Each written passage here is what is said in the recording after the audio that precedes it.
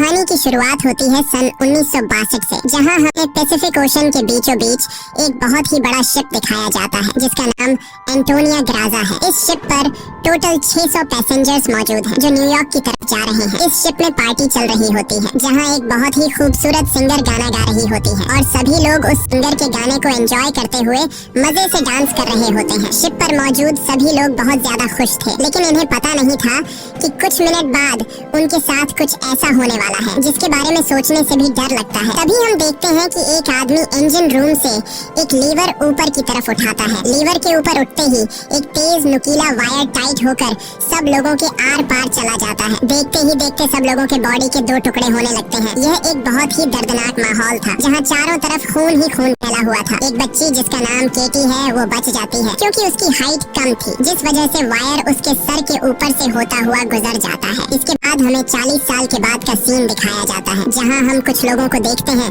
जो एक टग बोट की मदद से एक बड़े शिप को खींच कर ले जा रहे होते हैं। तभी अचानक वो पुराना शिप डूबने लगता है। ये देखकर ग्रुप का लीडर अपनी टीम में से एक लड़की जिसका नाम मर्फी है उसे उस पुराने शिप पर भेज देता है ताकि मर्फी उस पुराने शिप को जिस वायर से बांध कर ले जाया जा रहा था उसे आजाद कर दे, वरना अगर ये पुराना शिप डूब गया तो उसके साथ साथ इनकी ये टग बोट भी डूब जाएगी। मर्फी जब उस पुराने शिप पर पहुंचती है तो उसे पता चलता है कि पुराने शिप के निचले हिस्से में दरार पड़ चुकी है, जिस वजह से शिप में तेजी से पानी भरता जा रहा है और अगले 5 मिनट में ये शिप पानी में डूब जाएगा। मर्फी ये बात अपनी टीम के लीडर को बताती है। ये सुनकर टीम का लीडर मर्फी को ऑर्डर देता है कि जिस वायर से हम इस शिप को खींच रहे हैं उस वायर को आजाद कर दो और फौरन वहाँ से निकलकर हमारे पास टग बोट पर पहुँचो, क्योंकि हम इस पुराने शिप को छोड़कर जाने वाले हैं। तभी टीम के 2 और साथी भी मर्फी के पास पहुँच जाते हैं और वो भी मर्फी को बाहर निकलकर शिप को छोड़ने के लिए कहते हैं। लेकिन इस शिप को ढूंढने में उन्हें 3 महीने लगे थे, जिस वजह से मर्फी इतनी आसानी से इस शिप को छोड़कर नहीं जाने वाली थी। वो शिप को बचाने के लिए नीचे पानी में कूद जाती है, जिसे देखकर ऊपर बैठे 2 साथी भी औजार लेकर मर्फी के पीछे कूद जाते हैं। ये तीनों जैसे तैसे करके शिप को डूबने से पहले ही उसकी दरार पर वेल्ड करके शिप को डूबने से बचा लेते हैं और इस शिप को यह लोग मार्केट में बेचकर बहुत सारा पैसा बना लेते हैं और ये पैसा टीम का लीडर सभी लोगों में बराबर बांट देता है। यही जैक नाम का एक आदमी इन लोगों पर काफी देर से नजर रखे हुए था और इन सब की बातें सुन रहा था। उसे पता चल जाता है कि यह लोग समुद्र में जो शिप गायब हो जाते हैं ये लोग उन शिप्स को ढूंढ निकाल कर मार्केट में बेचकर पैसा कमाते हैं। जैक नाम का वो आदमी इनके पास आता है और इस टीम के लीडर को एक शिप के बारे में बताता है जिसमें खजाना छुपा हुआ है। जैक असल में उस शिप की बात कर रहा था जिसे 40 साल पहले एक अनजान आदमी ने लीवर खींचकर सब लोगों को मार दिया था। टीम के लीडर ने भी उस 40 साल पहले गायब हुए एंटोनिया ग्राजा नामी शिप के बारे में सुना था। टीम का लीडर कहता है कि इस शिप को बहुत से लोगों ने ढूंढा पर आज तक वो शिप किसी को भी नहीं मिला। जैक टीम के लीडर से कहता है कि मुझे पता है कि वो शिप समुद्र के किस हिस्से में है। अगर हम इस शिप को लाकर मार्केट में बेचेंगे तो हम रातों रात अमीर हो जाएंगे। पैसों का सुनते ही ग्रुप के सारे लोग इस मिशन के लिए तैयार हो जाते हैं और अगले ही दिन ये लोग अपने टग बोट में उस एंटोनिया ग्राजा नाम की शिप को ढूंढने निकल पड़ते हैं। कई दिनों के सफर के बाद ये लोग समुद्र के एक बहुत ही वीरान जगह पर पहुंच जाते हैं जहां टीम के एक आदमी को किसी शिप के आसपास होने का सिग्नल मिलता है। ये लोग समझ जाते हैं कि वह शिप जो आज से 40 साल पहले खो गया था वह यहीं कहीं पर है। थोड़ा ही आगे बढ़ने पर इनके सामने एक बहुत ही बड़ा शिप आ जाता है। ये वही शिप है जिसे हमने कहानी की शुरुआत में देखा था और ये शिप पिछले 40 सालों से समुद्र में गायब हो गया था। इस शिप को देखकर ये सभी लोग बहुत ज्यादा खुश हो जाते हैं और उन्हें लगता है कि इस शिप को बेचकर ये लोग माला माल हो जाएंगे। अब टीम का लीडर 2 लोगों को टग बोट में ही रहने के लिए कहता है और खुद कुछ साथियों के साथ उस पुराने शिप की जांच के लिए अंदर चला जाता है। अंदर जाते ही इन लोगों को बहुत ही अजीब सी आवाज आने लगती है जिसे सुनकर ये लोग घबरा जाते हैं। इसके बाद टीम का लीडर अपने साथियों को आगे बढ़ने के लिए कहता है। ये लोग उस आवाज को फॉलो करते हुए एक बड़ी सी घड़ी के पास पहुंचते हैं जहां ये लोग देखते हैं कि उस घड़ी का कांटा अभी भी हिल रहा है। कुछ देर बाद अचानक उस घड़ी का कांटा रुक जाता है। यह देखकर उन्हें कुछ अजीब लगता है। अब ये लोग शिप की ओर जांच करने के लिए आगे बढ़ते हैं। अंदर ये जहाज पूरी तरह से बिखर चुका था, जहाँ सारी चीजें टूट चुकी थी और जहाज के लोहे में जंग लग चुका था। ये लोग जब आगे बढ़ रहे होते हैं तब उनका एक साथी नीचे फ्लोर टूटने की वजह से गिरने ही वाला होता है कि तभी मर्फी उसे पकड़ लेती है और जब मर्फी अपने साथी को ऊपर खींचती है तब उससे नीचे एक लड़की दिखाई देती है। ये वही लड़की है जो आज से 40 साल पहले यानी कि सन 1962 में शिप में अकेली बची थी, जिसके सिर के ऊपर से वायर गुजरा था। लेकिन हैरान करने वाली बात यह थी कि 40 साल बाद भी उसकी उम्र उतनी ही थी, जिसका मतलब यह है कि यह उस लड़की की आत्मा है। मर्फी उस लड़की को जब दोबारा देखती है तो वह लड़की अचानक कहीं गायब हो जाती है। अब ये लोग जैसे तैसे करके अपनी साथी को ऊपर की ओर खींच देते हैं। यहाँ मर्फी को कुछ समझ नहीं आता कि उसने जो देखा वह सच था या फिर कोई वहम। लेकिन यह सब देखकर मर्फी बहुत ज्यादा डर जाती है। अब यह शिप बहुत ही ज्यादा बड़ा था, इसलिए ये लोग इसे और एक्सप्लोर करने लगते हैं और चलते चलते शिप के मेन कैबिन तक पहुंच जाते हैं, जहां जांच करते हुए उन्हें एक डिजिटल वॉच मिलती है। ये देखकर ये लोग कंफ्यूज हो जाते हैं, क्योंकि आज से 40 साल पहले इस तरह की डिजिटल वॉच नहीं हुआ करती थी। और इस वॉच को देखकर ये लोग समझ जाते हैं कि जरूर हमसे पहले भी यहाँ कुछ लोग आ चुके हैं। इसके बाद ये सब वापस अपने टग बोट पर आते हैं और टीम का लीडर डिसाइड करता है कि अगले दिन हम इस शिप को टग बोट से बांध कर ले जाएंगे। अगली सुबह उन्हें पता चलता है कि शिप में एक बहुत बड़ा होल है, जिसकी वजह से धीरे धीरे शिप पानी में डूब रहा है। टीम का लीडर कहता है कि इस हालत में शिप को टग बोट से बांध कर ले जाना नामुमकिन है, क्योंकि शिप में ढेर सारा पानी जमा हो चुका है। पानी की वजह से शिप का वजन कई गुना बढ़ चुका है, इसीलिए इस पुराने शिप को टग बोट से बांध कर ले जाना एक बेवकूफी होगी। अब ये लोग डिसाइड करते हैं कि पहले हम शिप के होल को वेल्ड करके बंद करेंगे और फिर शिप के अंदर मौजूद सारा पानी निकाल कर इसे टग बोट से बांध कर ले जाएंगे। कैप्टन की बात सबको ठीक लगती है, जिसके बाद ये सभी अपने अपने काम पर लग जाते हैं। कुछ साथी शिप के होल को रिपेयर करने में लग जाते हैं और कुछ शिप के अंदर मौजूद खजाना ढूंढने में लग जाते हैं। मर्फी खजाने की जांच में आगे बढ़ते हुए एक स्विमिंग पूल के पास पहुंचती है। स्विमिंग पूल को देखकर वह हैरान रह जाती है, क्योंकि स्विमिंग पूल पर ढेर सारे गोलियों के निशान थे। अब वह स्विमिंग पूल से जब ऊपर की तरफ आ रही होती है, तभी एक बार फिर से वह लड़की मर्फी के सामने आ जाती है, जिसे देखकर डर के मारे मर्फी वापस नीचे पूल में गिर जाती है। उसका सर तेजी से स्विमिंग पूल के फ्लोर से टकराता है और खून निकलना शुरू हो जाता है, पर स्विमिंग पूल उसके खून को अब्सॉर्ब कर लेता है। मर्फी एक बार फिर से जब ऊपर देखती है तो वो लड़की वहाँ नहीं थी और अब वहाँ पर जैक होता है। जैक मर्फी को स्विमिंग पूल से बाहर निकालने में मदद करता है। बाहर निकलते ही मर्फी जैक से कहती है कि मैंने अभी अभी यहाँ पर एक लड़की देखी है, लेकिन पता नहीं वह अचानक कहाँ गायब हो गई। जैक मर्फी से कहता है कि यह तुम्हारा वहम होगा, यहाँ पर कुछ भी ऐसा नहीं है। इसके बाद ये दोनों आगे बढ़ते हैं और इन दोनों के यहाँ से जाने के बाद स्विमिंग पूल पूरी तरह से खून से भर जाता है। दूसरी तरफ टीम के लीडर को उस पुराने शिप के कैप्टन का रूम मिल जाता है। टीम का लीडर जब रूम के अंदर जाता है तो रूम काफी बुरी हालत में था। रिसर्च करने पर टीम के लीडर को वहाँ पर कुछ भी खास नहीं मिला। जब टीम के लीडर की नजर सामने टेबल पर पड़ती है तो वह देखता है कि टेबल पर एक शराब की बोतल और ग्लास में किसी ने पैक बनाकर रखा है। ये सब देखकर ऐसा लग रहा था जैसे अभी अभी कोई शराब पीकर चला गया हो। टीम का लीडर जैसे ही इस ग्लास को उठाकर पीने वाला होता है, तब उसकी नजर सामने लगे शीशे पर पड़ती है और शीशे में टीम के लीडर को इस पुराने शिप का कैप्टन दिखाई देता है। ये देखकर टीम का लीडर बहुत ज्यादा डर जाता है और उसके हाथ से शराब की ग्लास गिरकर टूट जाती है और टीम का लीडर डर के मारे वहाँ से निकल जाता है। इस शिप पर सभी के साथ अजीबोगरीब इंसिडेंट्स हो रहे थे। टीम का एक साथी जिसका नाम मार्क है, उसे इस शिप पर किसी लेडी सिंगर के गाने की आवाज सुनाई देने लगती है। वह उस आवाज को फॉलो करते हुए शिप के ग्राउंड एरिया में पहुंच जाता है, जहां पर वह लेडी सिंगर भी मौजूद होती है। ये वही सिंगर थी जिसे हमने कहानी की शुरुआत में देखा था। दूसरी तरफ मर्फी और जैक आगे बढ़ते हुए लॉन्ड्री रूम से बाहर जाने वाले गेट को जैसे ही खोलते हैं, तभी अंदर जमा हुआ सारा पानी उनके ऊपर आ जाता है, जिसमें कई सारे लोगों की डेड बॉडीज थी। मर्फी और जैक डर के मारे वहाँ से आगे बढ़ने लगते हैं। आगे बढ़ते हुए उनके सामने एक कैबिन का दरवाजा खुलता है। अंदर जाने पर जैक को एक बहुत ही लग्जरी कार मिलती है, जिसे देखकर वह बहुत खुश होता है, पर मर्फी को यहाँ कुछ गड़बड़ महसूस होता है, इसलिए वह जल्दी ही यहाँ से निकलना चाहती थी। तभी एक दूसरे रूम से उन्हें कुछ हिलता हुआ नजर आता है। जब ये दोनों उस चीज के करीब आते हैं और उसके ऊपर रखा हुआ सामान हटाकर देखते हैं, तो उनकी आंखें खुली की खुली रह जाती हैं, क्योंकि वहाँ पर सोने से भरा हुआ एक बॉक्स पड़ा था। ये देखकर मर्फी अपने बाकी साथियों को तुरंत बुला लेती है और जब सब यहाँ पहुँचते हैं तो सामान हटाने पर उन्हें इसी तरह के 9 बॉक्स मिलते हैं और हर एक बॉक्स में 28 गोल्ड प्लेट्स पड़ी हुई थी, जिसे देखकर सभी की खुशी का ठिकाना नहीं रहता, क्योंकि ये सभी रातों रात अमीर हो गए। इतने बड़े खजाने को ढूंढने के बाद ये लोग डिसाइड करते हैं कि इस शिप को यहीं छोड़ देंगे और सिर्फ सोना यहाँ से लेकर जाएंगे। इसके बाद ये लोग सारा का सारा गोल्ड अपने टग बोट पर रख देते हैं और अब ये लोग यहाँ से निकलने की तैयारी करते हैं। टग बोट को चलाने वाला कैप्टन बोट को स्टार्ट करने के लिए इंजन की सफाई करने लगता है और तभी हमें दिखाया जाता है कि टग बोट में रखा गया सिलेंडर का वाल्व अपने आप चालू हो गया है, जिससे हवा में गैस फैलना शुरू हो जाता है। वहीं मर्फी एक बार फिर से उसी लड़की को देखती है जो उसकी तरफ तेजी से भागती हुई आ रही होती है, जैसे वह मर्फी को कोई बात बताना चाहती है, पर तभी उसे कोई पकड़कर नीचे धकेल देता है और जैसे ही टग बोट का कैप्टन इंजन को ऑन करता है, तभी सिलेंडर से निकली गैस की वजह से पूरे बोट में एक बहुत ही बड़ा ब्लास्ट होता है, जिसमें टग बोट का कैप्टन मारा जाता है। अब ये लोग समुद्र के बीचों बीच एक सुनसान शिप पर फंस चुके थे। ये सभी लोग बहुत ज्यादा परेशान होते हैं, क्योंकि उनके पास जो यहाँ से निकलने का टग बोट था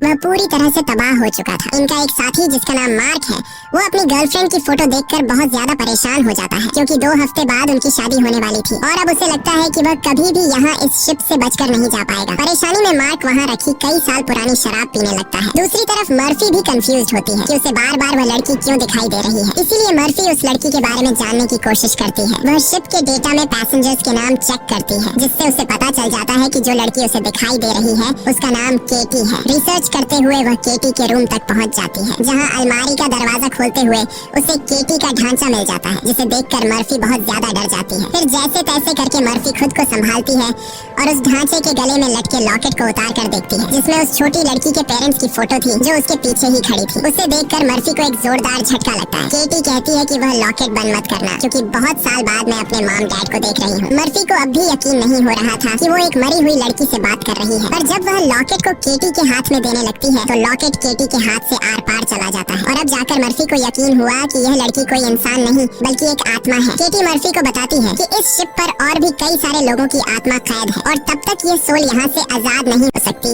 जब तक उस आदमी को न मारा जाए जो लोगों की आत्मा को यहाँ पर कैद करता है। मर्फी केटी से पूछती है कि कौन है वो आदमी जिसने तुम्हें और बाकी लोगों की आत्माओं को यहाँ कैद कर रखा है। केटी जैसे ही मर्फी को उस आदमी के बारे में बताने वाली होती है, तभी अचानक छत पर कुछ अजीब से कीड़े निकलने लगते हैं, जिसे देखकर केटी बहुत ज्यादा डर जाती है और वह मर्फी से कहती है कि जल्द से जल्द इस शिप से तुम लोग निकल जाओ, वरना तुम लोग मारे जाओगे। इसके बाद केटी गायब हो जाती है। दूसरी तरफ मार्क पूरी बोतल पीने के बाद उसे चक्कर आने लगा। उसके आसपास पड़े सभी टेबल और चेयर्स हिलने लगते हैं। देखते ही देखते सब कुछ रिपेयर होकर नया हो गया और आज से 40 साल पहले जो लोग इस शिप में मारे गए थे वह दोबारा से मार्क के सामने जिंदा खड़े हो गए। मार्क बीच में खड़ा था, जिसके चारों तरफ लोग उसके लिए तालियां बजाने लगे। शुरू में तो मार्क को भी कुछ अजीब लगता है, लेकिन फिर वह सोचता है कि यह सब शराब का कमाल है। अगले ही पल वह लेडी सिंगर मार्क के करीब आ गई और वह मार्क के साथ इंटीमेट होने लगी। लेडी सिंगर पूरी तरह से मार्क को अपने वश में करके अपने पीछे लगा देती है। मार्क भी बिना कुछ सोचे समझे उसके पीछे जाने लगा। बेवकूफ मार्क को पता ही नहीं चलता कि ये सिंगर उसे एक ट्रैप में फंसा रही है। वह लेडी सिंगर फ्लोर के किनारे पर खड़ी होकर मार्क को बुलाने लगती है। मार्क इस सिंगर को हासिल करने के चक्कर में फ्लोर से नीचे गिरकर मारा जाता है। वही हमें टीम के लीडर को दिखाया जाता है, जो इस पुराने शिप के कैप्टन के रूम में बैठा होता है। तभी वह देखता है कि शराब की बोतल अपने आप ही सरकने लगी। कुछ देर बाद उसके सामने इसी शिप के कैप्टन की आत्मा आ जाती है। यह देखकर टीम का लीडर काफी ज्यादा घबरा जाता है। तब शिप का कैप्टन उसे ग्लास में शराब डालकर पीने के लिए देता है। साथ ही वह उसे फोटो देता है जिसमें एक शिप होता है जिसका नाम लोरली है। कैप्टन बताता है कि आज से कई साल पहले हमारे पास एक आदमी आया था जिसने हमें लोरली शिप के बारे में बताया। उसने कहा कि लोरेलाई शिप में बहुत ही बड़ा खजाना छुपा हुआ है। जब हमने लोरेलाई शिप को रेस्क्यू किया तब हमें सच में वो सारा खजाना मिला। कैप्टन टीम के लीडर को एक दूसरी फोटो दिखाते हुए कहता है कि ये वो आदमी है जिसने हमें लोरेलाई शिप का बताया था। टीम का लीडर उस आदमी की फोटो देखकर उसके गले में सांसें अटक जाती हैं, क्योंकि वह आदमी कोई और नहीं बल्कि जैक था और ये फोटो 40 साल पुरानी थी। 40 साल गुजरने के बाद आज भी उसकी उम्र में कोई बदलाव नहीं हुआ। वह फोटो में बिल्कुल वैसा ही दिख रहा था जैसे 40 साल पहले दिखता था। अब टीम का लीडर समझ जाता है कि जैक कोई इंसान नहीं बल्कि एक भूत है। ये सब समझते ही टीम का लीडर जल्द ही अपनी टीम को इस शिप से निकालना चाहता था। वह जल्दी से अपने साथियों को ढूंढने लगता है, पर तभी उसके सामने उसका वही साथी आ जाता है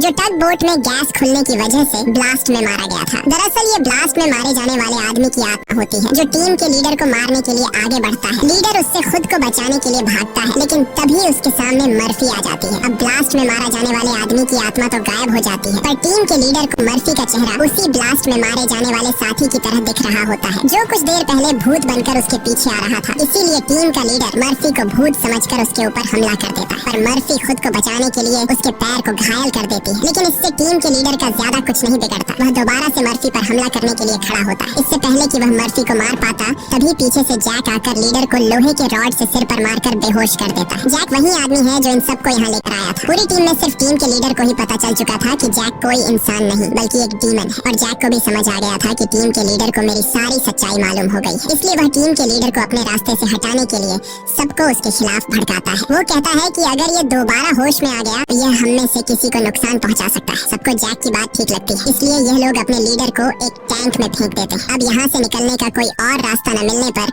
ये लोग प्लान के मुताबिक शिप को रिपेयर करने के काम में लग जाते हैं। जल्द ही शिप में जिस सुरंग से पानी अंदर आ रहा था उस सुरंग को यह लोग वेल्ड कर देते हैं और पंप के जरिए जहाज के अंदर जमा हुआ पानी बाहर निकालने लगते हैं। मर्फी देखती है कि उनका एक साथी जिसका नाम मार्क है वो कहीं भी नहीं दिखाई दे रहा, इसलिए मर्फी उसे ढूंढने निकल पड़ती है। तभी उसके सामने उस लड़की की आत्मा एक बार फिर से आ जाती है, जो उसे दिखाती है कि तुम जिस आदमी को ढूंढ रही हो वह मर चुका है। यह मार्क होता है जो लेडी सिंगर को पाने के चक्कर में मारा गया। और अब यह लड़की मर्फी के कंधे पर हाथ रखकर उसे 1962 की उस रात में ले जाती है जहाँ यह सारा इंसिडेंट हुआ था, जब सब के सब शिप में मारे गए थे। उस रात शिप पर मौजूद सभी लोगों को बहुत ही बेरहमी से मारा गया था और यह सब एक ग्रुप कर रहा था जिसका मकसद था इस शिप पर मौजूद सारा गोल्ड चुराना। इन लोगों ने कुछ लोगों को खाने में जहर मिलाकर मार डाला, कुछ लोगों को वायर से काटकर उनके 2 टुकड़े कर दिए और कुछ को गोलियों से छलनी कर दिया गया। इनके कहर से केटी भी नहीं बच पाई। उन्होंने केटी को उसके रूम में ले जाकर फांसी पर लटका दिया। इन सब के पीछे थी वही लेडी सिंगर जिसने गोल्ड लूटने के लिए यह पूरा प्लान बनाया था और अपने लोगों की मदद से उसने शिप पर मौजूद सभी लोगों को मार डाला। अब सारा गोल्ड उनके कब्जे में था। शिप का ऑफिसर भी लेडी सिंगर से मिला हुआ था। लेडी सिंगर के एक इशारे पर वह अपने ही साथियों को मार देता है, लेकिन जैसे ही वह मुड़ता है लेडी सिंगर उसे भी गोली मार देती है। लेडी सिंगर को लगता है कि सारा गोल्ड अब उसी का हो चुका है क्योंकि शिप पर मौजूद सभी लोग मारे जा चुके थे। लेकिन यही एंट्री होती है एक ऐसे आदमी की जो इस पूरे गेम का मास्टरमाइंड था और वह लोहे की चेन से लेडी सिंगर को लटकाकर मार देता है। मर्फी केटी की मदद से ये सब देख रही होती है और तभी वह इस गेम के मास्टरमाइंड को भी देख लेती है, जिसे देखकर मर्फी शॉक हो जाती है क्योंकि वो आदमी कोई और नहीं बल्कि जैक है जो इन्हें गोल्ड का लालच देकर यहाँ पर लेकर आया, क्योंकि शिप में छेद हो चुका था और शिप धीरे धीरे पानी में डूब रही थी। इसलिए शिप को बचाने के लिए कुछ ऐसे लोगों की जरूरत थी जो शिप को डूबने से बचा सके। इसलिए जैक ने चालाकी से इन्हें यहाँ लाया। अब शिप पूरी तरह से ठीक हो चुकी थी, इसलिए जैक को अब इन लोगों की कोई जरूरत नहीं थी और अब वह इन सबको भी मार देगा। यह सब समझते ही मर्फी को याद आता है कि हमने जैक की बातों में आकर अपने लीडर को टैंक में बंद कर दिया था। अब मर्फी अपने लीडर की जान बचाने के लिए उसके पास दौड़ कर जाती है, लेकिन अब टैंक में पानी भरने की वजह से लीडर की मौत हो गई होती है। मर्फी अपने लीडर को बचाने के लिए टैंक का कांच तोड़ने की कोशिश करती है, पर टैंक का कांच बहुत ही मजबूत था, इसलिए लाख कोशिश करने के बावजूद भी लीडर को बचा नहीं पाती। इसके बाद मर्फी अपने एक साथी के पास आती है जिसका नाम डॉज है। मर्फी डॉज को जैक की सारी सच्चाई बता देती है और कहती है कि जैक तुम्हें जहाँ भी नजर आए उसे शूट कर दो, मैं अपने एक और साथी को ढूंढने जा रही हूँ। मर्फी के जाने के कुछ देर बाद जैक डॉज के सामने आ जाता है, जिसे मर्फी ने कहा था कि जैक जहाँ भी नजर आए उसे शूट कर दो। डॉज जैक से कहता है कि यहीं पर खड़े रहो और अपनी जगह से हिलना मत। ये सुनकर जैक समझ जाता है कि मर्फी ने इसे मेरी सारी सच्चाई बता दी है। तब जैक डॉज को बातों में उलझाकर डॉज से बंदूक छीनने की कोशिश करता है, लेकिन डॉज जैक की होशियारी समझ जाता है और वो फौरन जैक पर बंदूक की गोली चला देता है, जिससे जैक दूर जा गिरता है। जिसके बाद डॉज जैक के पास आता है और देखता है कि जैक मारा जा चुका है। यह देखकर डॉज वहाँ से चला जाता है, लेकिन हम देखते हैं कि जैक अभी भी मरा नहीं है। दूसरी तरफ मर्फी अपने जिस साथी को ढूंढने गई थी, मर्फी को पता चल जाता है कि वो पानी में मारा गया है। अब डॉज के अलावा मर्फी के सारे साथी मारे जा चुके थे, इसलिए मर्फी डिसाइड करती है कि वो इस पूरे शिप को तबाह कर देगी। जिसके बाद मर्फी शिप के हर एक कोने में बॉम्ब फिट करने लग जाती है और तभी उसके पास डॉज आ जाता है। डॉज मर्फी को बताता है कि मैंने जैक को मार दिया। ये सुनकर मर्फी कहती है कि जैक नहीं मरने वाला है, क्योंकि जैक कोई इंसान नहीं बल्कि एक डीमन है, इसलिए हमें यह पूरी शिप ब्लास्ट करनी होगी ताकि जैक हमारी तरह और किसी इंसान को यहाँ लाकर न फंसा सके। और जैक ने जितने भी सोल्स को इस शिप में कैद कर रखा है